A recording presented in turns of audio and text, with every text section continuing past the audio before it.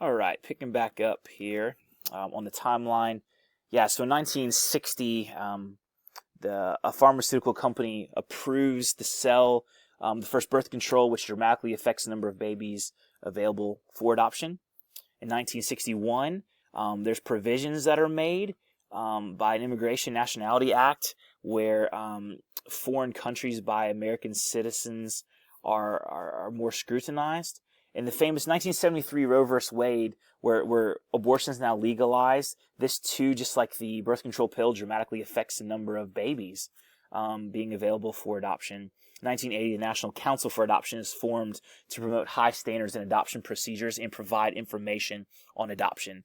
1993, if you're not familiar with the Hague Convention, it's inter-country adoption law that's passed. It kind of sets a uniform standard for the protection of adopted children from other countries being adopted by U.S. citizens.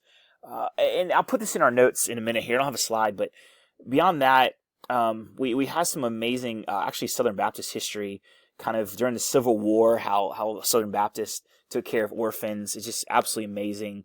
Southern Baptists are kind of at the forefront of developing orphan care systems.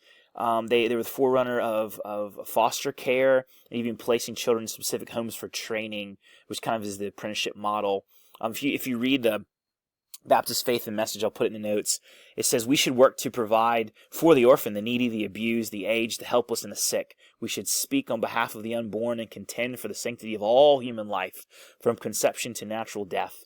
We encourage local churches to champion the evangelism of the ministry to orphans around the world and to seek out ways to energize Southern Baptists beyond the mission. So, great history in the U.S. and Southern Baptists. And we fast forward to the early 2000s, the world begins to shrink. The speed of technology obviously goes up, the ease of travel. It begins to introduce us to children in crisis all over the world. This is our next section as we talk about developing a strategy, formation, and practical methodology.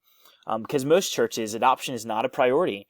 And it's not because the church members are anti-adoption. It's just there's a part of it's just irrelevant to most people, and it only becomes a focus when a church member personally faces infertility and adoption becomes an option, or there's a need where there's a child without parents. But until then, adoption rarely crosses most of our people's minds. So the first step to being an adoption-friendly church, and what we're talking about here, is talking about it from the pulpit. It's having a regular teaching and preaching on adoption. Because the current reality is, around the world, there's an estimated 153 million orphans, and many live in these orphanages. They're at risk for disease, malnutrition, abuse, and even death. So the data is shocking that even almost 500,000 children living today in the U.S. alone are in need of adoption. 100,000 of them, a quarter, are ready for adoption now, and 32% of them will wait over 3 years before being adopted. So in the current system, studies are showing that 1 in 4 of these children will be incarcerated within 2 years of leaving the system when they age out at age 18. 1/5 of them will be homeless. 58% will obtain a high school diploma compared to the national average of 87%. 60% of men will be convicted of a crime. 48% will be unemployed. 50% will be involved in substance abuse. 17% of females will be pregnant. This is what we're up against. This is the opportunity and the obstacle when it comes to adoption. And these aren't just statistics. These represent real human stories of people living in our own backyard, in our own city, in the cities that we want to plant churches in. So these facts will help us better engage hearts and minds as we discern how God is calling us as a church to care for these children.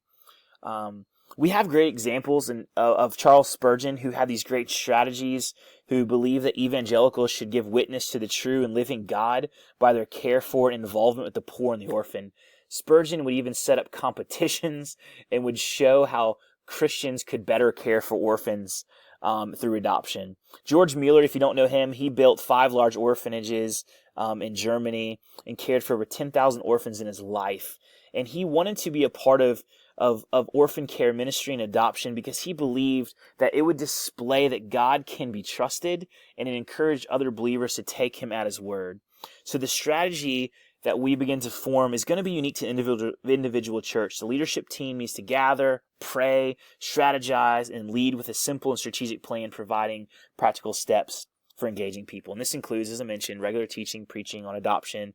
There's tons of resources I'll provide for you on how to do that at the end here.